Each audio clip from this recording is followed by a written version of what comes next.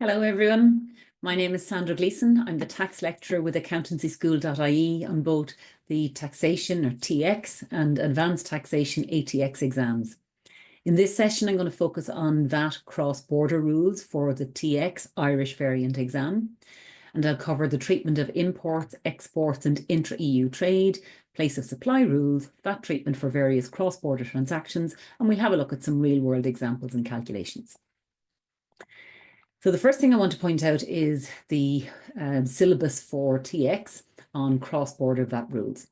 The ACCA syllabus requires students to understand the VAT implications of imports, and these are goods coming into Ireland from outside the EU, exports, goods leaving Ireland for non-EU countries, and then intra-EU trade, transactions involving other EU member states. However, your syllabus does not cover VAT rules for removable property, transport, telecommunications, cultural and artistic events, as well as the distance selling rules for private customers. And our focus today is going to be on the general cross-border rules for the TX Irish variant exam. And the first place we'll start is with the place of supply rules. The place of supply rules determine where, i.e. in what country, that must be accounted for. And these rules differ for goods and for services. For goods which are dispatched or transported, now dispatched or transport actually refers to crossing a border from a VAT perspective, rather than the everyday language where we might think of dispatched or transported as meaning delivery. So where goods are dispatched or transported across a border, the place of supply is where transportation begins. For services, there are two general rules. B2B means business to business, and the place of supply for services from a business to another business is where the business customer is established.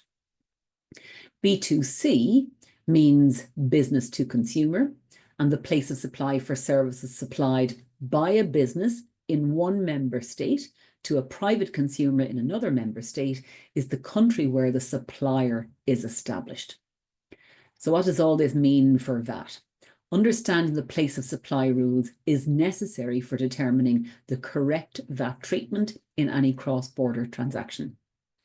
And by correctly identifying the place of supply, you can then establish whether VAT is chargeable and at what rate, and who is responsible for accounting for it. So let's first look at some examples to make sure we can determine the place of supply, and then we'll look at the VAT treatment. In this first example, we've got an Irish business is selling goods to a French business.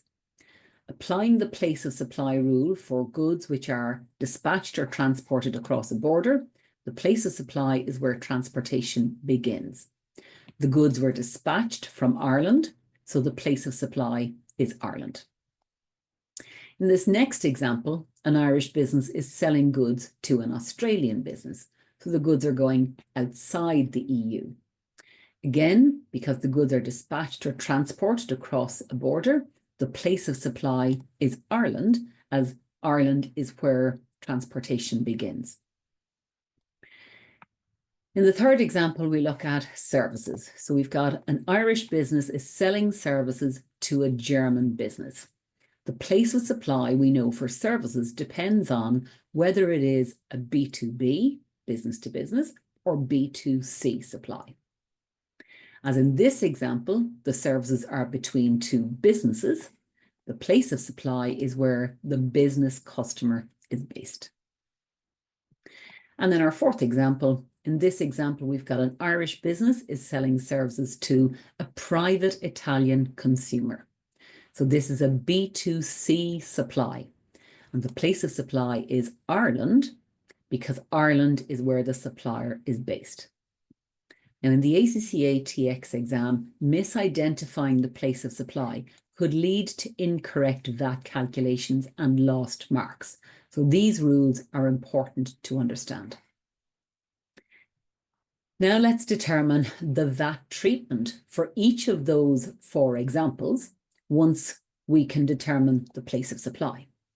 So in example one, we had an Irish business selling goods to a VAT registered business in France. We've already determined that the place of supply is Ireland. What we haven't yet identified is that this is an intra-community supply. An intra-community supply is a supply between two member states. So for an intra-community supply from a business in one member state to a business in another member state, the VAT rate in Ireland is 0%. The supplier will need to obtain the French customer's VAT registration number and include it on the invoice. And they'll also need to retain evidence of dispatch for compliance purposes. In our next example, we had a business in Ireland was selling goods to an Australian business. And we identified that the place of supply was Ireland because that's where transportation began. Now, this is an export. What is an export? It's goods going to outside the EU. And in Ireland, the VAT rate for exports is 0%. The supplier will need to obtain or retain evidence of dispatch, but there's no need to collect the customer's VAT number as the Australian customer is not within the EU VAT system. Now, you might find it helpful to remember the treatment of exports and intra-community supplies are zero rated, and this ensures that Irish businesses remain competitive in global markets. Next example, we had a supply of services, and this was an Irish business selling services to a German business. And since the service is B2B, the place of supply is where the business customer is based, and that's Germany. The German customer will account for VAT under the reverse charge mechanism. The supply is outside the scope of Irish VAT because the place of supply is not Ireland. So no Irish VAT is charged. Now, it's important to note outside the scope of VAT is not the same as an exempt supply. Now, if we reversed that supply and let's say the service was supplied by a German business to an Irish business, the place of supply under the B2B rule would be Ireland because Ireland is where the business customer is established. The Irish business recipient of the service would be required to account for Irish VAT on a reverse charge basis. In the next example, we had a business in Ireland sells services to a private consumer in Italy. This is a B2C supply. And under the B2C rule, the place of supply is Ireland. Why? Because the Irish supplier is based here. The Irish supplier will have to charge Irish VAT at the same rate that would be applicable for the supply of those services in Ireland. For B2C services, under the rules examinable in the TX Irish variant exam, VAT is always charged under the general rules where the supplier is based. And that ensures that tax revenue remains in the supplier's country. Now that we've learned about cross-border rules as they apply to sales, we need to turn our attention to the impact of the place of supply rules on purchases. So we look at an intra-community acquisition. An intra-community acquisition, or an ICA, occurs when a VAT-registered business in one EU country purchases goods from a business in another EU country. It's useful to remember that an ICA, or intra-community acquisition, is simply the other side of an intra-community supply. So let's remind ourselves of what was the treatment of the intra-community supply. The business that made the intra-community supply charged 0% VAT, obtained the VAT reg number of the customer, quoted it on the invoice, and retained evidence of dispatch. So now the customer receiving those goods, we need to determine what is the place of supply for the receipt of those goods so that we know where VAT has to be charged on the purchase. And the rule for determining the place of supply of an intra-community acquisition is that the place of supply is where transportation ends and the country that issued the VAT reg number of the customer. The VAT treatment of an intra-community acquisition is that the purchaser must account for VAT on a reverse charge basis. So that's the purchaser charging itself VAT in its home country at the same rate that it would have been charged if it purchased those goods from an Irish supplier. Let's look at an example of that. We have a business in Spain sells goods to an Irish business. In Spain, the supply will be treated as an intra-community supply, so 0% Spanish VAT is charged. The Spanish supplier quotes the Irish customer's VAT reg number on the invoice. The place of supply for the intra-community acquisition is Ireland, because Ireland is where transportation ends. So now what's the VAT treatment in Ireland? The Irish business is obliged to account for Irish VAT using the reverse charge mechanism at whatever rate would have applied if they bought those goods in Ireland. Now that the Irish business has incurred VAT on the intra-community acquisition in exactly the same way as if it had bought those goods in Ireland, we need to consider whether they can recover that VAT. The answer to that question is, it depends. If the goods are used for taxable supplies, then an input credit can be claimed. However, if the goods are used for exempt activities, no input credit is claimed or available on the reverse charge VAT that applied to the intra-community acquisition.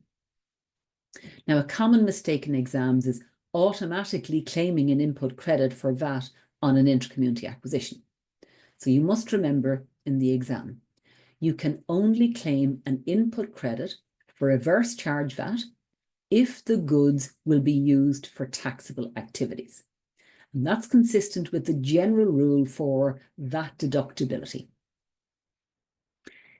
Now let's turn our attention to imports. When goods enter Ireland from outside the EU, the following VAT rules apply.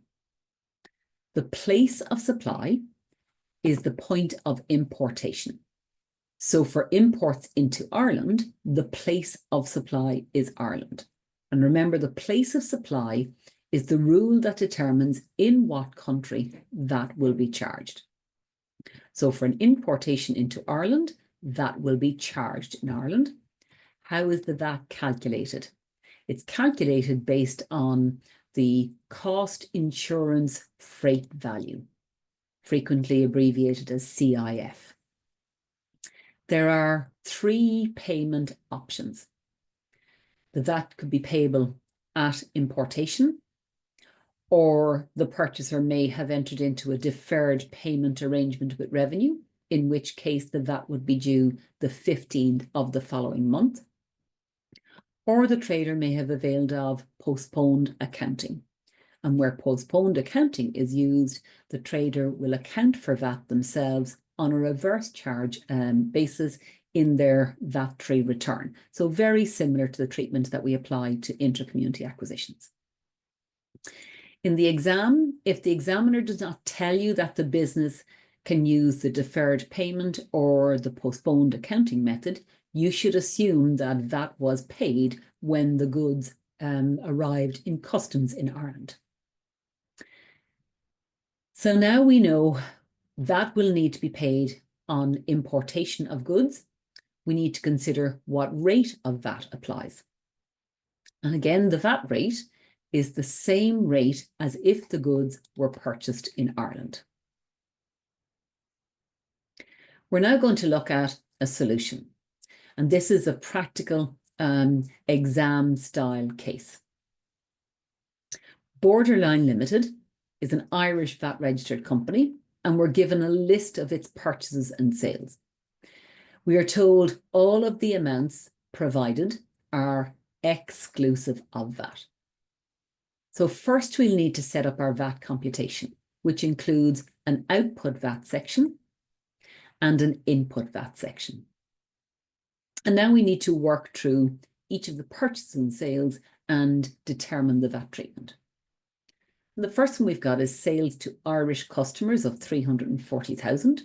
We were told the sales are standard rated, so we need to account for output VAT charged on these goods at 23%.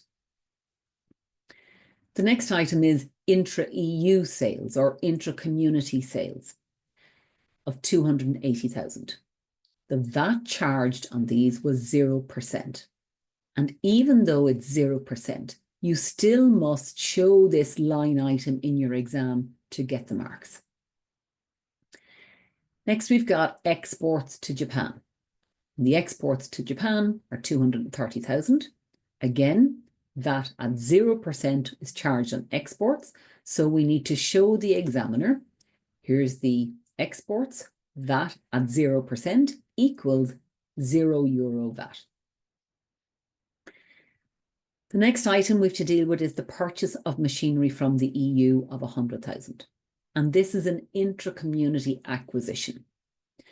We know we are obliged as the purchaser to account for VAT on the reverse charge basis. So to charge ourselves VAT. Now, where does that go?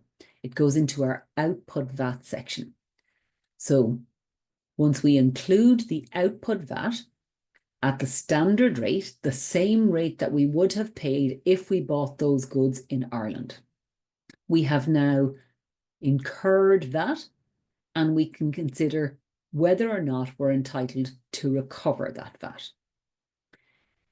Borderline is going to use this machinery in its business, and we can see that all of its supplies are taxable supplies. So it is entitled to an input credit for the VAT on the intra-community acquisition. The next item is the imported goods of 240,000. And in this example, we're told that postponed accounting is availed of. So where postponed accounting is availed of, the purchaser accounts for VAT on a reverse charge basis. And the VAT on the import is charged to 23%, the same rate that would have applied if those goods were purchased in Ireland. And again, now that we have incurred VAT on the import, can we recover that VAT? Borderline is going to use the goods in its business, and all of its supplies are taxable supplies. So it is entitled to claim an input credit. Finally, there are some Irish purchases of 180,000, and an input VAT credit of 23% is accounted for. To complete the computation, we add up the output VAT. This is the amount that will be included in box T1 of the VAT return. The total input VAT is included in box T2 of the VAT return. Finally, output VAT minus input VAT gives us a VAT liability of 36,800. Well, what have we learned in this session? Understanding cross-border VAT rules is essential for every business trading internationally and is an important aspect of your exam. The key takeaways from this session are: the place of supply rules determine VAT obligations. Make sure you know these rules for your exam. Exports of goods are zero rated, while imports of goods require a VAT payment. Intra-EU trade in goods has two components: the supply and the acquisition. The supply is zero rated and the acquisition is accounted for on a reverse charge basis.